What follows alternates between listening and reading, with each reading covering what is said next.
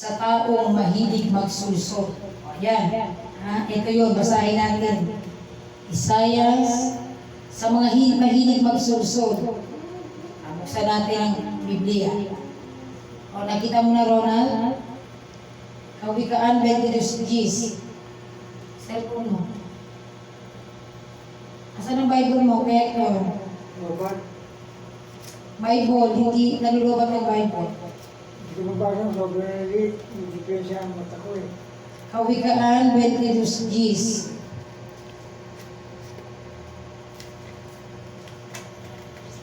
Ang sabi dito, tandaan nyo sa mga taong lumayo kayo, yung mahilig magsusot. Halimbawa, may nagkukwentuhan kayong magkaibigan o parte ng pamilya o ano pa man. Alam niyo na, di ba, may magkukwentuhan. Alam niyo, hindi na maganda ang pinag-uusapan, ay huwag na tayong dumugtong pa ng hindi maganda. Ang gagawin natin, tayo ay umiwas. Hindi, ay, oo nga, ganun nga niya, si ganyan. Hindi po natin dapat gawin, hindi po uri ng pagiging Kristiyano yun, at hindi po gusto ng Panginoon niya.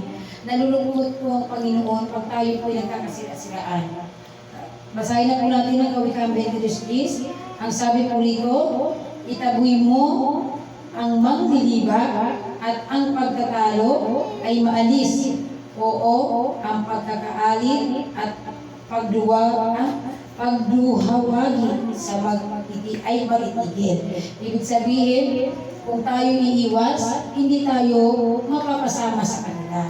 May papakita natin sa kanila na tayo ay hindi nagsusulsol. Pwede ba tayo magsulsol eh? Kung ang isusulsol natin ay ang Panginoon. Ang aral ng Panginoon lang. Okay? Dito naman po sa tandaan niyo na, 22:10 ng Kawikaan. Ronald, tandaan niyo yung mga teksto niya. About naman po sa mga tamad, maghihirap ng tamad daw. O di ba may sagot lahat ng Biblia? O sa mga tamad. Kawikaan